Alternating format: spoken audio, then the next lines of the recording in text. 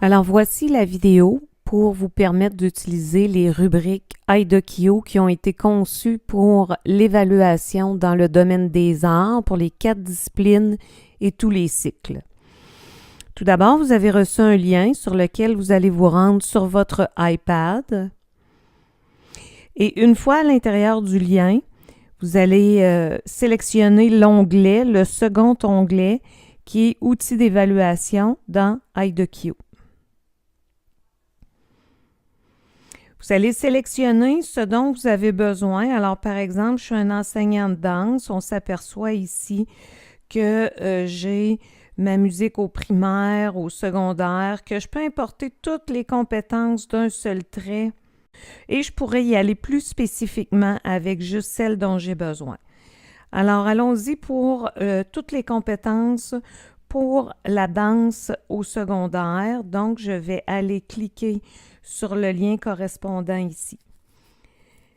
J'arrive dans un dossier Dropbox. Évidemment, l'application ne reconnaît pas l'extension, alors le fait qu'il n'y ait pas d'aperçu, c'est normal. Vous allez utiliser les 3 petits points en haut à droite.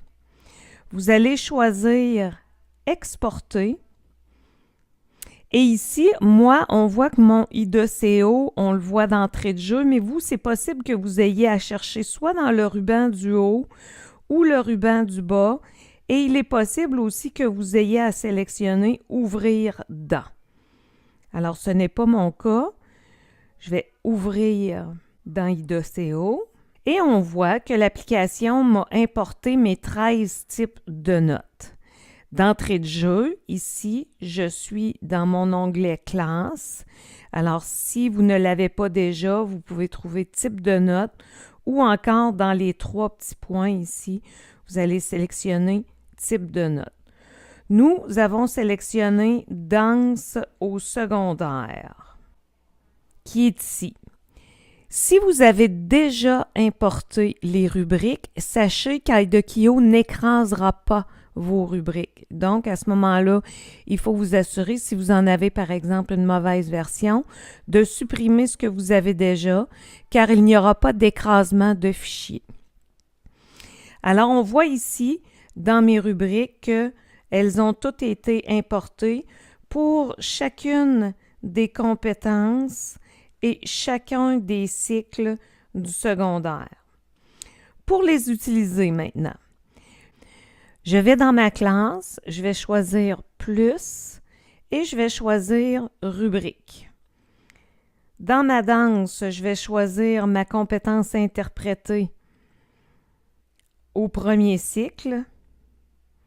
Je pourrais donner un nom à mon évaluation, faire afficher la date